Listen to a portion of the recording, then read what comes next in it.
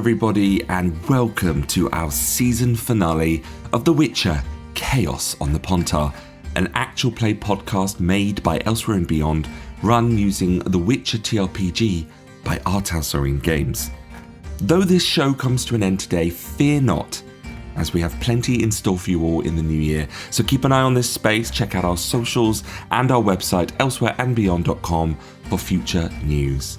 Without further ado, let us return now to Gorm, Oda and Arthwin and find out how they bring this chapter to a close. We left off last time with the party crossing the bridge on their way to the temple in order to make good on the deal that Captain Stannard made with them to allow them inside once the issue with the fog had been resolved. As you all make your way through the town, you pass by even more people leaving for greener pastures or making their way out of the settlement to find hope elsewhere. On the rise then, and towards the gatehouse, you notice that in place of Captain Stanhart and his guards, a woman now stands. She is dark of skin, old and wise-looking. Her face would appear weathered, the deep lines prominent and sharp. Her hair would be grey and shaved close to her scalp. Her robes are altruistic, heavy and long. She stands with her hands clasped before her, patiently in waiting. On noticing you, as you stride towards her, she walks towards you. I am told by Captain Stanhart that you seek the temple gardens. Recent word of your arrival tells me that we may share a common interest. Now, whether or not there is truth to my theory will soon bear fruit. For if you are who I believe you to be, then much awaits you. And yet, if you are not, then nothing but prayer awaits you in our hallowed halls. She shares no other words than that, remaining mysterious, as she turns with her keys in hand, brandishing them as she moves through the gatehouse, unlocking doors that have been closed to you all this time. Where Captain Stanhart? I am afraid Captain Stanhart has been taken to the dungeons. The dungeons? After all, he assaulted a member of the Temerian High Council, to no less than 9 witnesses at that. Though many of us share his inclinations for change, he still performed an act of great sin against those he should call master. Even a guard captain is not above the law. No. He was saving town. You bring back Captain Man. Tell me, madam, is the Council of Temeria above the laws of Temeria? Yes, actually. They stand where Foltest did, and they will continue to do so until a successor is found. We will be thanking them for when they push back Nilfgaard. Well, you saw yourself what a great job Bale was doing of defending this place. I will speak no further on this country or its politics. And with that, the old priestess leads you up toward the temple at the seat of the citadel. Wide open and well-trimmed gardens frame the path both left and right.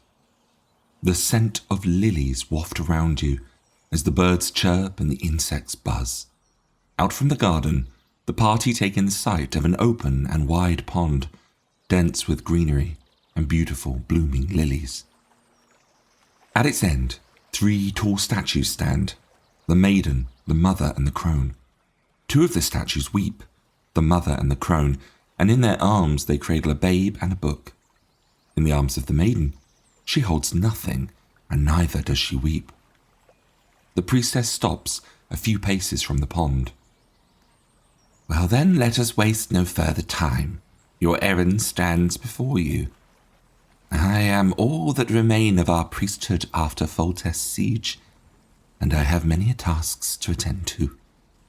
I shall observe, if anything, for the safety of these hallowed grounds. Gorm is gonna walk up, study the statues. He rubs his chin and looks back to Arthur and notice these are statues. Well spotted, Gorm. Now, on further inspection of these statues, the 3 of you would notice that the mother is in the middle of the two. The maiden on the left is turned towards her, as is the crone on the right. The crone is holding her book upwards towards the mother, and the mother, of course, is holding her baby, and the maiden holds nothing, but her hands are outstretched. Oda, what would catch your eye is the plaque in the marble statue of the mother at its base. Would you approach to read it? Oda, what did it say? Your Gorm not read so good. Oda stands next to Gorm and puts a hand on his shoulder and then puts like a finger along the words as she reads them out, as if showing him how she's reading them. 3 statues stand at the lily pond, the maiden, mother, and the crone. The crone presents her ancient book, and the mother soothes her child. Both shed a tear for the maiden's sake. Her gifts grown in abundance. These shall kneel, and all 3 will weep in return for a bouquet of innocence. Gorm don't know what that means. The priestess stands by one of the trestles, and she crosses her arms and places her hands into the cuffs of her robes to watch carefully. Priest lady, can you just tell us riddle? Gorm, we don't have time for this. I don't think that's how it works. Arthwin's gonna, he turns back towards the priestess and he just, looks at her for a second and then back at the statues. It's almost as if he can't believe that she's making them solve a riddle. This is what it seems like is happening. So he just looks up at it and he sighs. Gorm is gonna take out his mace and he just looks at the Gorm, don't you dare. Arthur's gonna walk forward and he's just gonna put his palm on top of the mace and just kind of push it down a bit. Come now, Gorm. Come now. Oh, Gorm's all riddle. When I look around the temple gardens, is there sort of a lot of flower growth or anything here? It's just lots of lilies. Lots of lilies. Okay. While Oda's looking around, can Arthwin go and examine the maiden's hands? Yes. When you look at the hands of the marble statue, they look as if they could hold, anything from the shaft of a broom, the handle of a sword. They're kind of in a more of a grasping clasp. Lilies are the flower of innocence, I do believe. I've often used them. Well, it seems by the message that this statue's missing a bouquet of flowers, then. And as he says that, he's going to sort of examine the statue's grip. Does it look like there's any sort of mechanism, or is it more... It's hard to tell. I mean, your medallion isn't vibrating. It doesn't look like there's any joints on anything. It's a marble statue. Gorm kicks the baby one. You hurt your foot. Oh, it's very hard, Arthwin. Good work, Gorm. Figuring that out. Thank you. Oda will begin to pluck or try to pluck one of the lilies that grows in the garden. Exchange a look with the priestess, maybe. Don't let the priestess see. Oda shall be so bad. As you go for the lilies, the priestess doesn't stop you. Okay, so not doing anything heretical. No. You reach for a lily, plucking it from the flower bed, Oda. And remember it fondly? Oh, yeah. Well, it brings a smile to your face. Mm-hmm. Perhaps a fond and distant memory of more simple days. And you turn to Arthwin. But in doing so, you realize you stand alone atop a hill, looking down upon a valley of the Skelligan Isles. The wind is cold, but not unpleasant. The pines are swaying in the breeze, and the frost-capped mountains fill the skyline. I take a deep breath of air, imagine the fresh air and the sweet scent of the lilies. I sometimes long to be in this moment forever. A woman stands not far from you, a familiar face, a foraging basket in hand and a wooden staff in the other, your wooden staff. Similar tattoos as your own paint her face, over her brow, her cheeks and down her chin. A lily, innocent, pure and new. The flower of the maiden, of you, Oda. One day, my dear, you'll hold this basket, feed your kin from it, and they'll call you the mother. And in the end, Oda, when they fear and turn on you, but need you the most, then they'll call you the crone. And when that day comes, the petals will fall, and the flowers will die. She turns to walk away, and as she leaves, she sings a few words of an old familiar lullaby. Hush now, child, don't you cry.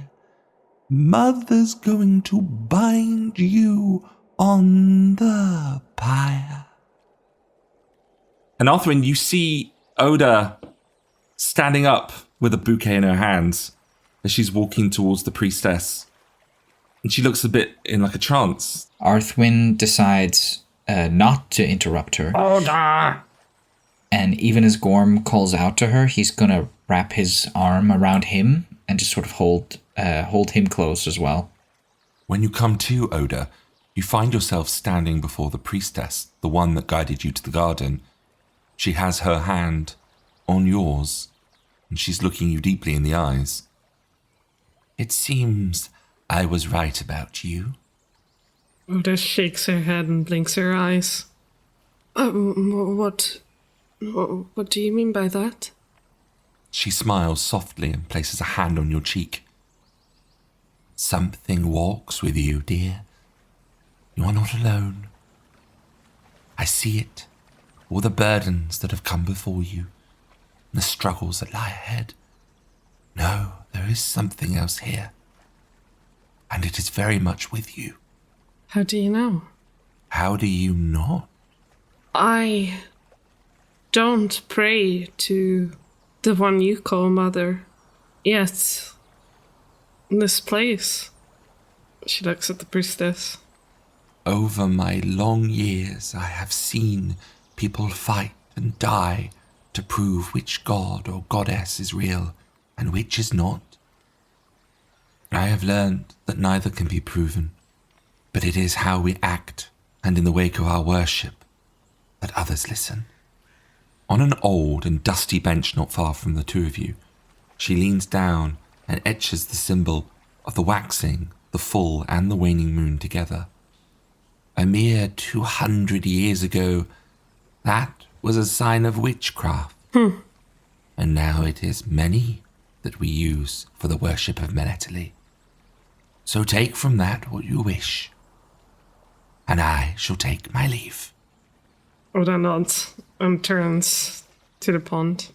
The priestess bows her head, offers you the serenity and space of the temple gardens, leaving you all to your own devices, and returns to the temple and to her duties. With the lily bouquet in hand, Oda begins wandering towards the statue. You approach it, standing before the maiden. Pondering over that tune she heard. And I will place the bouquet in the hands of the statue. As you do, there is a gentle wind that blows down through the statues. Gorm, you feel all your fur move, as if there's a wind whipping around you. Wow. Gorm transforms into a prince. No! He breaks into song. Snapping at them, you see Barksley rushing down the side of the pond, trying to chase these petals being lifted up by the wind. He barks and gets excited when they move further over the pond, out of his reach and over the water. The breeze centres over the top of the pond in the middle, where the petals spiral as if in a vortex, and then just land in the water. And a few bubbles pop up onto the surface, and nothing else happens. Arthwin looks at the water and then at the others, and steps forward. Well, that's as clear a hint as I've ever seen. And he starts doffing his armor. What you doing, Oswin? And the witch is getting naked. No, he's stripping down to his briefs, I believe. Oswin, there's a priestess here. We can do this. I think our friend is preparing for a swim, Gorm. Oh no, Gorm not swim so good. Then perhaps we should wait for what he finds. fully expecting to have to swim here. Arthwin, with determination, he's gonna dive towards the bubbles. And thank God you're a Witcher, because the others would not have seen it in the murky, dark, muddy waters. But you do. A single stone plinth has moved aside under there, and you see the glimmer, just a little glimmer, of a metal box. That'll be the goal here. So Arthwin's going to swim down and grab it by, I'm assuming it has handles? Handles on left and side. It's quite heavy, but you can definitely haul it up. You can kick off the base of the pond and go up. He does a little flip, grabbing it and kicking off the bottom. Very athletic. Well, you see more bubbles surface. Arthwin, as a complete drowned furry mess, comes up out to the waterline and pulls himself to the bank where his belongings are. And this time he brings with him brushed metal lockbox, dark grey looking steel, irony sort of thing. Well, you put on your belongings after drying yourself off the best you can. And there's a serene and peaceful moment here. As you know that you've helped people down below, and yet you've also managed to get what you wanted as well. Arthwin find pirate treasure. Yeah, Arthwin is actually just sitting by the bank of the pond there, just letting himself dry a bit and picking on the pieces of his armor. He's leaving his boots off, and he picks them up, and he looks towards the others and points at the lockbox. Let's get that back to the acolyte. I'm gonna go ask the priestess if she has a pair of socks I can borrow. Not a bad idea. Gorm's just quickly gonna dip his head into the water and wash the worst of all that dried mud off from earlier. That is true. You could wash yourself. Does anyone have any soap here? Of course, Gorm has soap on him, but I don't know how appropriate it is to take a bath in the temple. It's not appropriate at all, but the priestess left you here, so she's not going to argue. No, his soap is on the boat.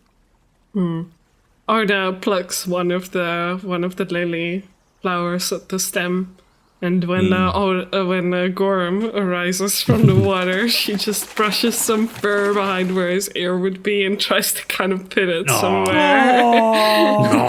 The lily is beautiful. It's a very healthy, fresh lily. Does Gorm look handsome now? Oh yes, it suits you. How we rescue Captain Stannard, man? Oh Gorm, I don't think we can. No. We can't leave Captain Stannard. See, Gorm, the thing is, what the priestess said about the crown. Do you remember? What crown? Yeah, good point. Well, the family that runs these lands. Oh, Bale family. No, the Valatte family. They Gorm don't know him.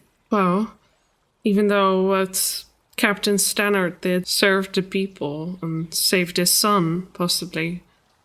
That's not how the world works, I'm afraid. No, it not feel right to leave Captain Stannard. To free him would put a lot more eyes on us, Gorm. Eyes we cannot afford.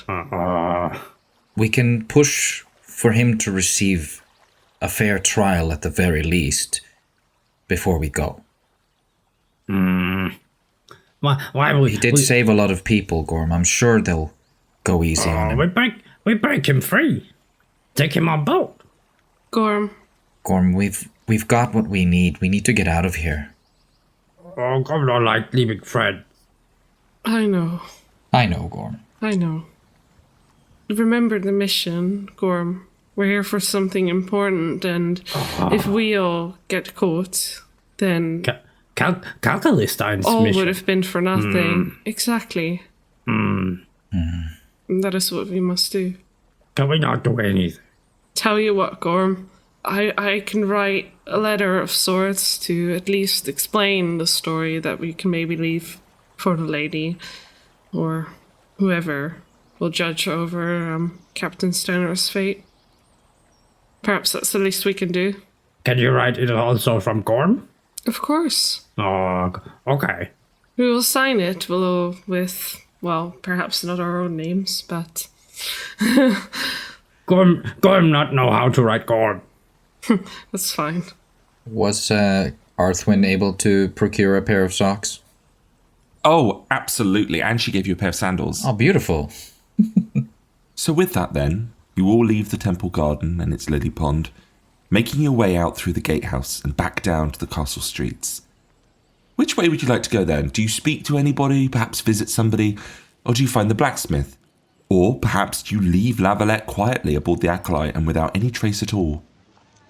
I believe we would be heading up north through town towards the blacksmith. Well, the streets are fairly busy with people coming and going now, using the archway bridge.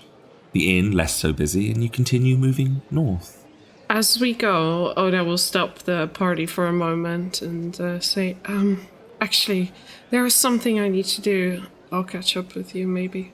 All right. Just give me a moment. Oda, stay safe. Of course. And Oda will... Gorm come with Oda? Feel free if you must. I imagine the stop happens roughly in the center of town. Yeah, absolutely. Would we be able to see down to where we left the body? You can definitely see, yes. Are there still people there? The body's not there anymore. Fluffy, you had one job.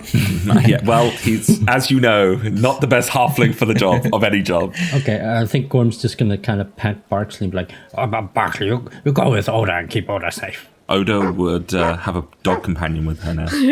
And I will move towards the alley where we found that old man when we were going to the bridge. Yeah. Okay. The other two continue on up towards the blacksmith. And you turn a corner. And what you find is a little recluse. A little area where the homeless had come together. You see the old carpenter that you had healed along with his daughter. And he's sat up now and able to look after himself. And she sits there and she smiles when you appear. And across from her, no longer with a bottle in his hand, the man, the father, who was worried for his daughter. And there he's prying and cutting some bread slices for everyone that's there.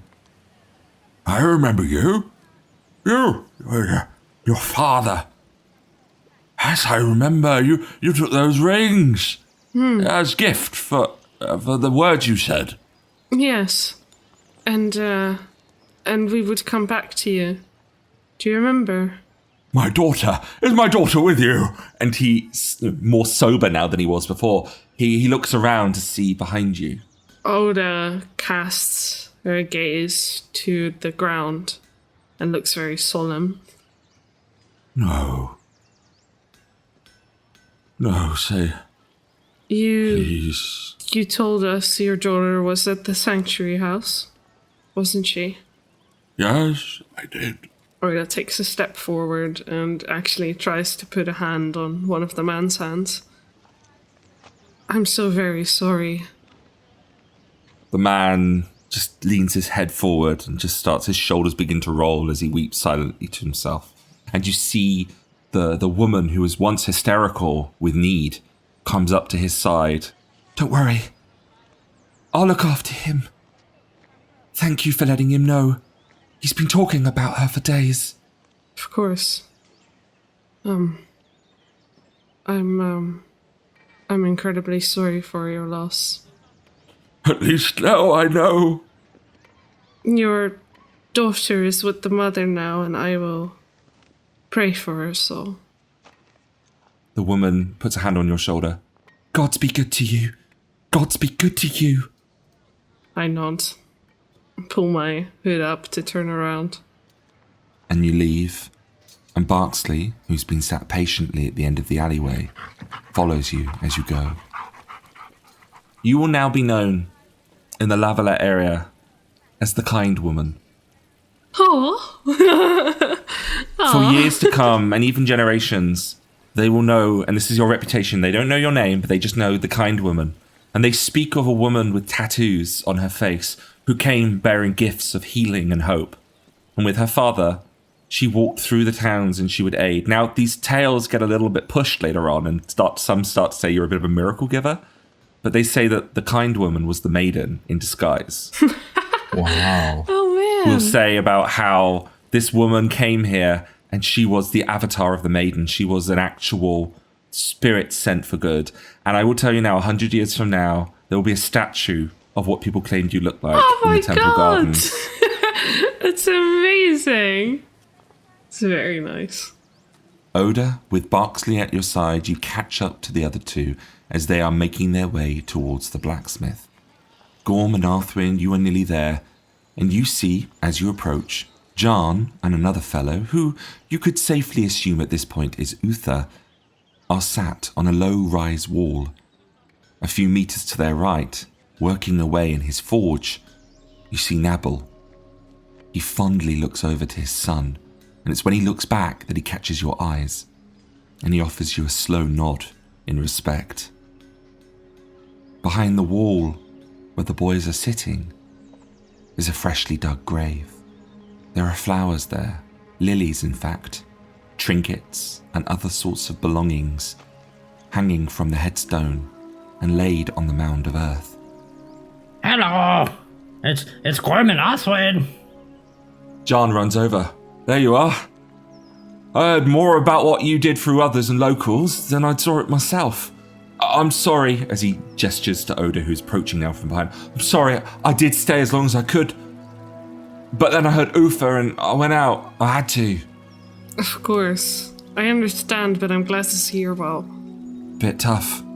I guess you found him, didn't you? At the bottom of the cliff. Did he fall? No. He had been attacked, we suspect by the creature that was haunting the Kingsfield. Witcher, how do you do this? He says as he looks up to you, and there's like a glassiness to his eyes, a tear forming.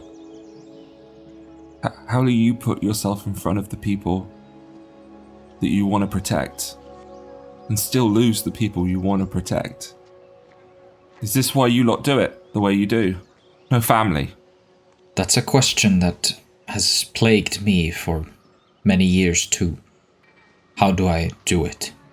And I'm afraid, son, that I don't have a very good or satisfying answer for you. Uther, who is considerably wider in the shoulder and taller than John, takes a few steps forward. He messes the back of John's hair up with a rough hand and puts his arm around his shoulders. We'll be alright. We will be. John, it's going to be okay. But boys, one thing I can say is that the people you lose, if you keep them in your hearts and in your thoughts, they're never truly lost. And as he says that, he brings out the rat medallion and he hands it to one of the lads and he puts it in his palm. Uther takes it from you. He gives the boy a smile and he says, if you lot are going to be proper witchers, you should get used to some of our traditions. And he points towards the grave. Find a nice place to hang that medallion. Uther chokes back a tear as he holds it. I will. Somewhere where you'll see it every day, so you'll never forget. John takes a deep breath. He shakes his head and bites his lower lip. Do you think it was stupid? School of the Rat, that is. And making use of them witcher supplies. He thinks to himself for just a split second, and you can see as his expression sort of melts into a bit of a smile. I don't think it was stupid at all. John comes forward and gives you one of those over-the-shoulder hugs, just patting your back as he does it. And Uther nods at you, having not known you long at all. Gorm feeling a little bad, he's just gonna pull out the axe, the silver axe, which is not really his, and it's like, oh, this is not Gorm's. And he kind of hands it over towards them.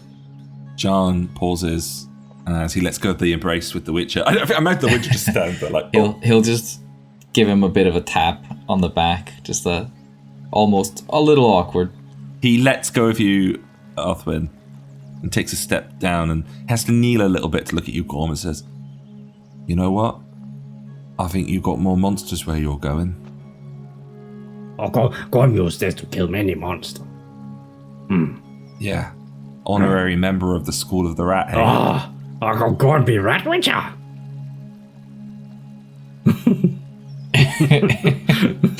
Arthwin looks at Gorm and just like rubs his face a little bit.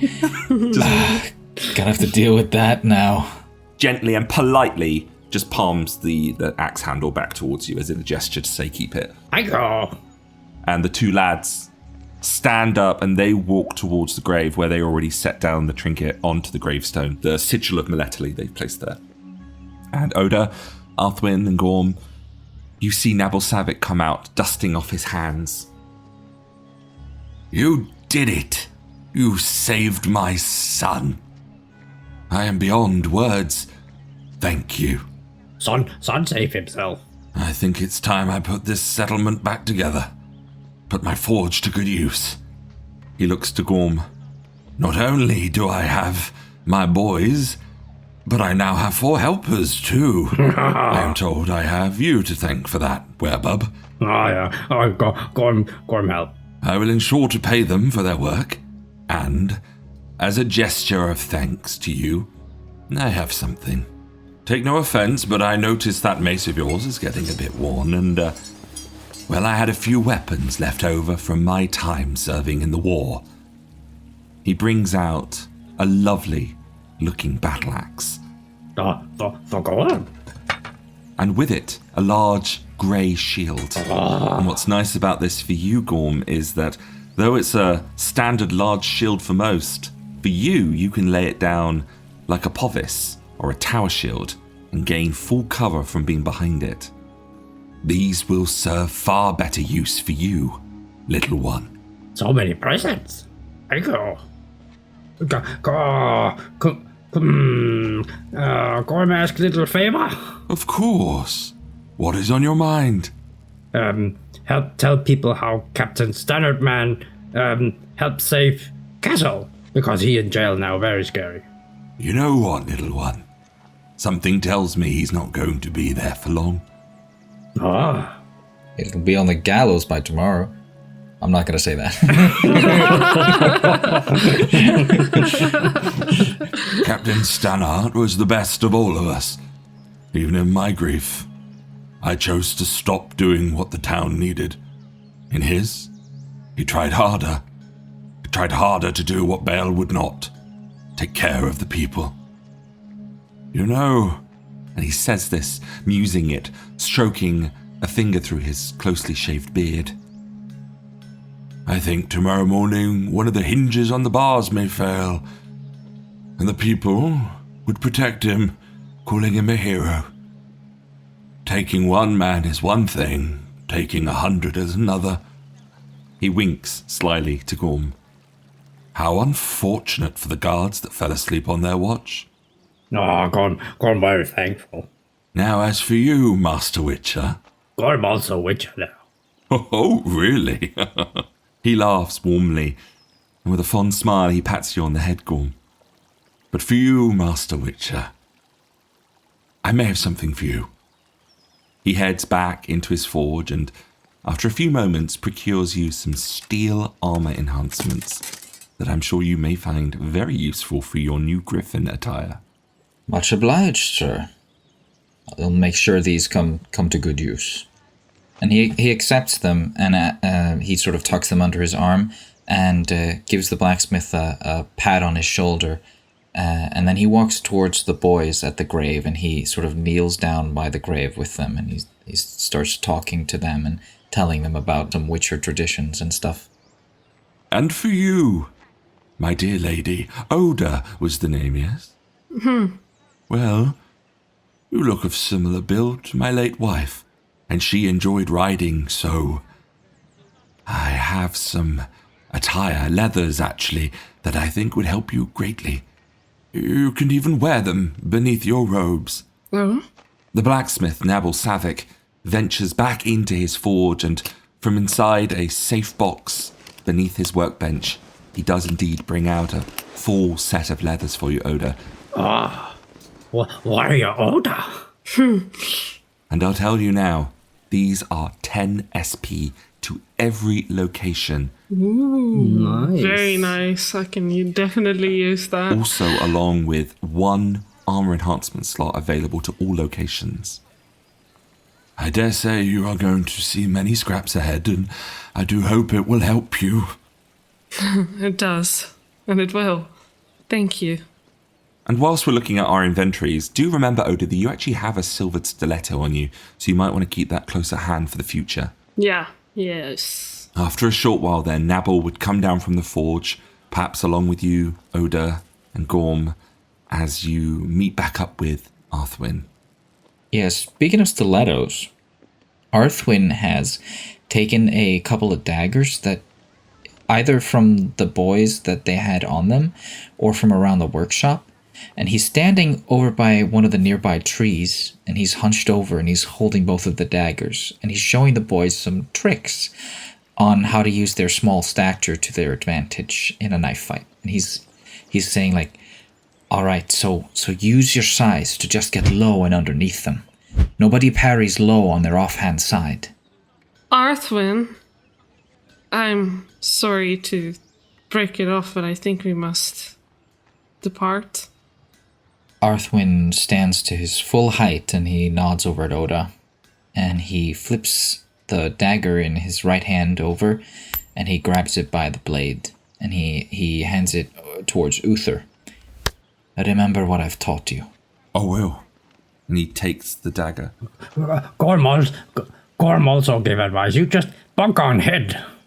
Sometimes you bonk on head, yes. And he flips the other dagger in the other hand and he hands it to John. Keep doing your best and keep remembering. Witcher. Mm-hmm. I don't know if anyone's ever told you this before, but thank you. Really, thank you. And Arthwin smiles at first, and he's about to sort of give a nod in response, but then he freezes, and his expression turns neutral and then sours into a frown. He's deep in thought, and he looks at the ground. You know, in all my travels, in all my years, I don't think I can remember anyone ever saying that to me, no. Thank you. And the lads give you a nod as they turn back and they start like practicing parrying with their arms and blocking and trying footwork out as you've shown them. And just as he's about to turn, Arthwin gives like a mock strike towards one of their legs. Well, John, who you were striking towards, jumps just in time, evading your kick. And is pleased to see them putting it into use. And he smiles at them, and then he turns towards his companions to leave. Is there anything else you guys would like to do before returning to the Acolyte? No, sirree. No, we got a bountiful loot. Everyone's happy with us. I think it's time to go before we blow something up. Check what's in the box. What's in the box? Yeah. Fluffy is a mad panic. He's flustered, he's worried, there's sweat running down his brow. The Acolyte is still peacefully moored to the right of you as you approach. Nothing wrong there, at least. And then he finally fesses up. I'm so sorry. I looked away for 5 seconds and the body's gone. I'm sorry. I think someone might have eaten him because everyone's starving. The panic in his voice just sending him higher and higher in tone. It's all right. I'm so sorry, Mistress Oda. Don't be. I got all rumble in a stomach and I needed myself some crackers and I just went for a minute. Oh, are any crackers left? There's about 5 left, actually. The body is in the right hands. It's all right. Not eating it, are they? No. No, you don't eat bodies, Fluffy. The lad's been given a proper burial with his friends. That's right by him. Or either way, Sans has got the rigging and ropes ready as best she can right now. That hand's still healing mighty fine.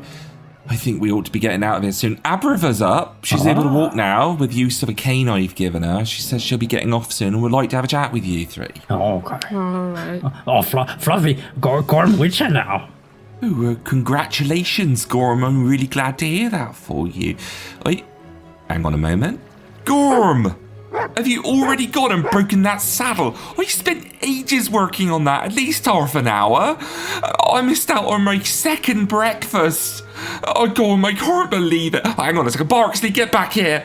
And he chases after the dog, which bounds up the gangplank and makes his way onto the acolyte. Gorm hides behind Arthwin, but, you know. Arthwin he stands by the gangplank and he gestures for everyone to get on board ASAP. We get on board. Sansa, being on her own doing it, and with Throtty help, has managed to get the boat all but ready to leave. If Arthwin's the last one to get on, he's just going to pull up the gangplank immediately. Aren't we waiting for one more? She says as she sees you pull the plank up. Arthwin freezes and looks to Oda. I'm afraid not, Sansa. Oh no, Vargan, please don't say. He's Oda, not dead. He's not dead. What happened? My father was lost in the mist. We need to find him. We need to get him now. I'll get my sword. He's alright. I trust you not to maybe believe in the things I can do, but he's alright. Oda. I've seen 36 men try and board this boat, but find a reason to leave. I trust what you can do. He's alright. He's alright. She goes into captain mode. She shrugs it off. Alright, Oda, you're going to have to make up for his loss. We're going to need you on rigging as well, okay? Of course. I'll show you what to do. Let us speak to Abrava before we leave. She's downstairs. She's up. Fluffy gave her a cane. Now I'm going to see what I can do to get ready. Thank you. And you guys head off down to the deck below. Mm-hmm. Sat in the galley is Abrava. She is sat there on a chair and she's using a cane. She looks a little stiff, the injury in her shoulder, fresh bandages now over the top of her robes, but she is back to wearing her robes again, out of those other linens. Abrava. Good. I had hoped to see you before I left. She takes a deep breath. It seems is a little bit more stressed to kind of get herself going. I hope you don't mind. I augmented your healing with a little of my own. Of course. You did an amazing job. You've saved my life. Thank you. I owe you a lot. I'm afraid I've very little to give. I'm glad you live. Thank you. I was on deck, getting some air, and I saw the force of the fog push itself away. You have saved thousands of lives today. And it saddens me that they have nothing to give for you in return of that, too. Merely gave the penitent what it wanted. I'm afraid I've been somewhat deceptive. Oda, Gorm, Arthwin. Do we wait for Vargan? She says as she looks over her shoulder. Oh, no, Vargan in fire. He not coming. She pauses, struggling between offering sympathy and showing her confusion. I see. My apologies for such duplicitous action. I was not sure at first you were all who I thought you were. After all, I knew of Gorm, I knew of Sansa above deck, Fluffy, and I knew of you, Arthwin, as I believed Thorsteinn had written for you, summoning you to his aid. But you, Oda, and your father Vargan, wherever he now may tread, I did not know about you two. And, considering I have heard nothing more from Thorsteinn since, we can surmise his fate is sealed. My role in this venture down the Pontar was always to act as your final liaison here in La Valatte. To uphold that duty, I must warn you, you are being tracked by witch hunters. I was afraid we were. It appears that Caleb Manga has given permission to one of his witch hunter captains to send forces for you. He believes you travel by carriage and horse. He does not know about this boat. I'm afraid your adventures in Novigrad have not gone unnoticed. Neither have they in Oxenfurt. And with little doubt, they will eventually hear of what happened to Astrid Blindeye here in Castle La Valatte. Which reminds me, there are now 2 witches following in your wake. Be ever so careful, for I do not know their intentions yet, but I do not believe they wish you well either. How have you fared here in Castle Valatte? Did Ilya Kelisar's riddles aid you? We found box in water. As he says that, Arthwin's going to find it. Then let us clear the table so that we may see. And you bring that box up onto the table, Arthwin, after Abrava and Oda move away. Pots and cups and bowls. Meanwhile, Gorm is looking for those crackers.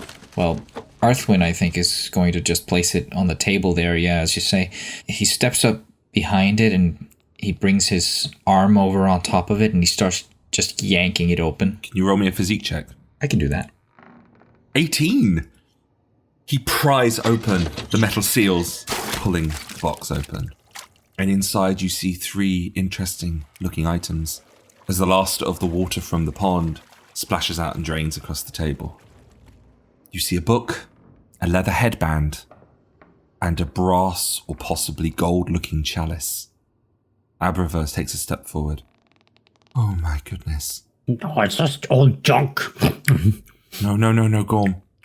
Can I have a cracker? Gorm. Sorry, it's very dry. Oda, Arthwin, do you know what you're looking at? Not a clue. Arthwin just shakes his head. These are 3 of the relics belonging to the High Priesthood of Meletali. This headband, it is known as the Mother's Mitre. The cup is the Maiden's Chalice. And this book here, this is known as the Tome of the Crone. As I'm sure you all know, the worship of Meletali is one of the oldest and most widespread of them all. But what you might not know is that during its ancient years of origination, the priests of the faith used powerful spells to craft a number of holy artifacts. And you see, these relics were used to impress and inspire the faithless to follow. Throughout the centuries, most of these have been lost, and the few that remain, well, the scholars widely consider them mere shadows of their former design. But to just have these in our midst, this is a miracle in itself. This book is likely 1,000 years old at least. They say it is enchanted to be read in any language, if the scholars speak true of it. This book is the cornerstone of all faith and contains all of the lesser and better invocations of man and elf.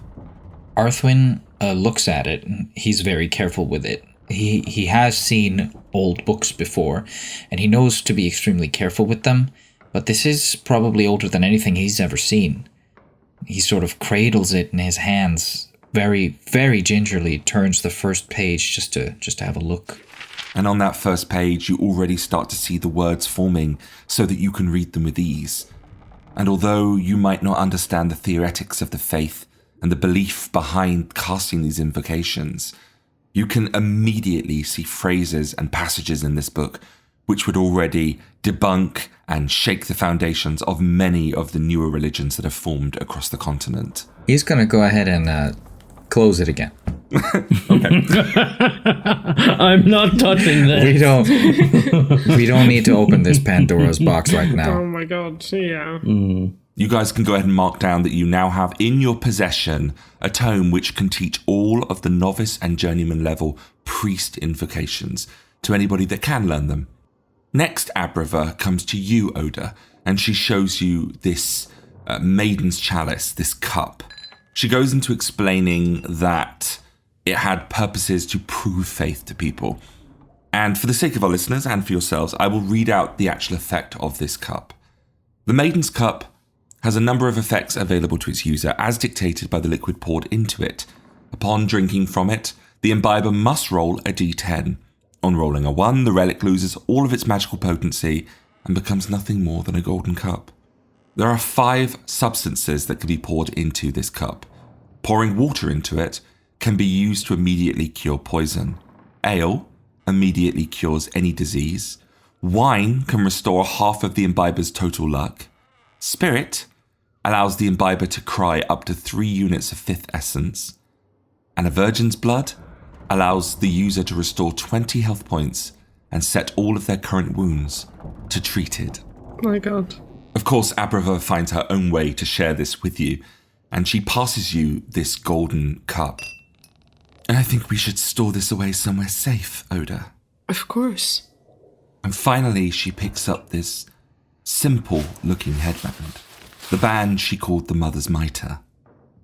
On the front of this woven band of leather depicts the image of 3 women, young, motherly, and old.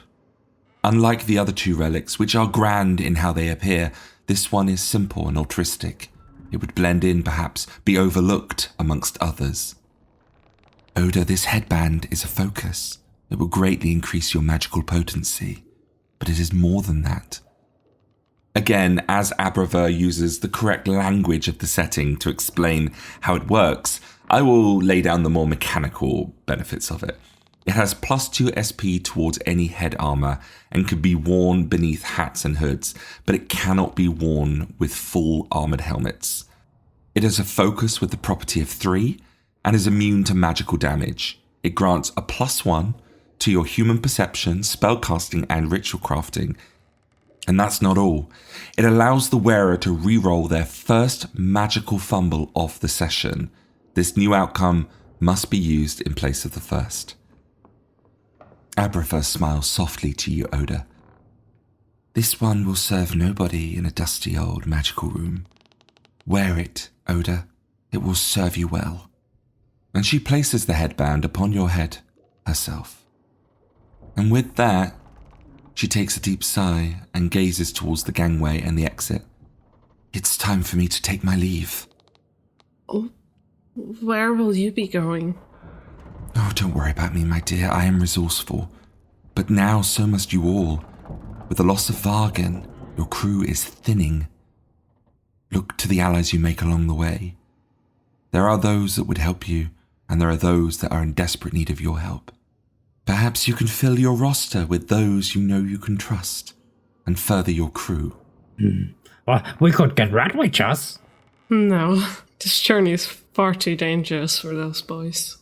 Oh, but Gorm rat witcher. You'll have to be a good representative then. Can we get Captain Stanner? Abrava turns on her heel, letting you guys talk about potential crew ideas, and she gestures to the stairs. I'll see myself out. Be careful who you trust. Bye, cupboard lady. Abrava, thank you. Thank you for all that you've done for us, and all you've done for the mission. I'm glad to have met you. Likewise. Gordo. Likewise, little Gorm. And you too, Arthwin. Arthwin's just going to give her a quick nod. Perhaps we'll see you again at the end of the road. Oda is river, is not road. I would hope so. After all, you're going to teach me all about your ancient magic. Concepts utterly elude me. She winks slyly, gives you a warm smile, and makes her way up deck and off the barge. You, I imagine, put away the items of power? Yeah, for sure. So, with that, the party get to work with Sansa to prepare the acolyte to depart from the Valatte docks. Perhaps Gorm would peek into his and Arthwin's room during their sort of set-off procedure. Maybe he's fetching something in there for some reason. And if he'll look towards Arthwin's side of the room, on his bed, there's a little block of wood and a knife where someone started whittling something. Oh. Arthwin learning to whittle. He doesn't pay like huge attention to it. It's just like a little curiosity as he's in there like stashing stuff into his chest. Random shit he's probably gathered while they were there. As the acolyte sets sail from the Valatte harbour, Fluffy begins work on the deck as Sansa takes the helm. The wind blows across the vessel as the ship heaves and groans against the gentle rocking of the water. A still sense of peace washes over the crew.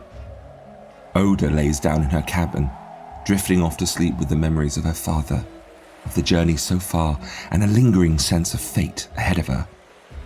Gorm marvels at his overflowing traveller's chest, both hands and body weight with all might pressing it down to a close.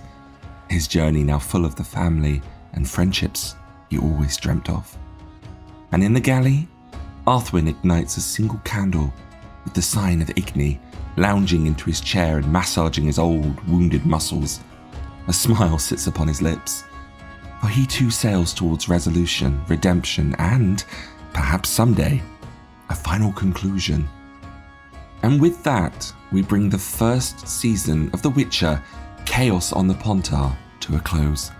From all of us at Elsewhere and Beyond, we would like to take this moment to thank you, our listeners, for following along and joining us in this memorable adventure. We've thoroughly enjoyed ourselves, and we hope you have too. And we will be back in the new year with a brand new show, so be sure to follow us on Twitter at Elsewhere Beyond and check out our website elsewhereandbeyond.com for all the latest news. We'll see you all in 2023, so look after yourselves, and until next time, bye-bye.